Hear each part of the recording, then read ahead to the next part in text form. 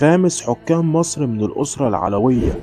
حكم مصر من 18 يناير 1863 ولحد ما خلعوا السلطان العثماني عن العرش تحت ضغط انجلترا وفرنسا في 26 يونيو 1879.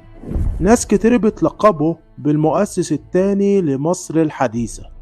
فترة حكمه كانت مليئة بالتغيرات المتناقضة اللي تخليك مش عارف تحدد هل فعلا ده مؤسس مصر الحديثة بعد محمد علي ولا الخراب جه على ايده. تعال نشوف قصته.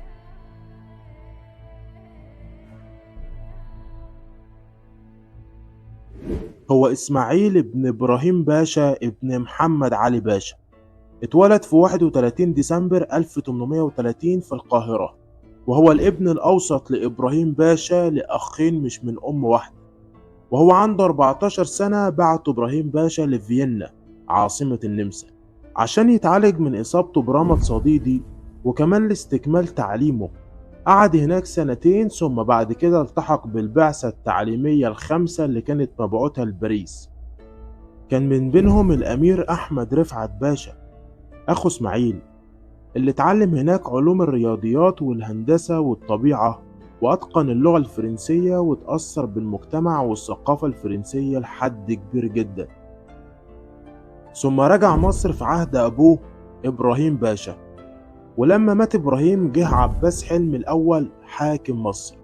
وكان عباس حلمي الأول بيكره إسماعيل وإخواته، ولما مات جده محمد علي بدأ يشتد النزاع ما بين إسماعيل وبقية أسرة محمد علي. النزاع ده كان على تقسيم ميراث جده. وسافر إسماعيل بعد كده وبعض الأمراء إلى الأستانة، ولما راح إسماعيل الأستانة عينوا السلطان عبد المجيد الأول عضو بمجلس أحكام الدولة العثمانية، وأنعم عليه بالبشوية فأصبح إسماعيل باشا. وفضل هناك ما رجعش مصر إلا بعد ما قتل عباس حلمي الأول وتولية عمه محمد سعيد باشا حكم مصر، اللي كان بيحبه وبيقرب منه.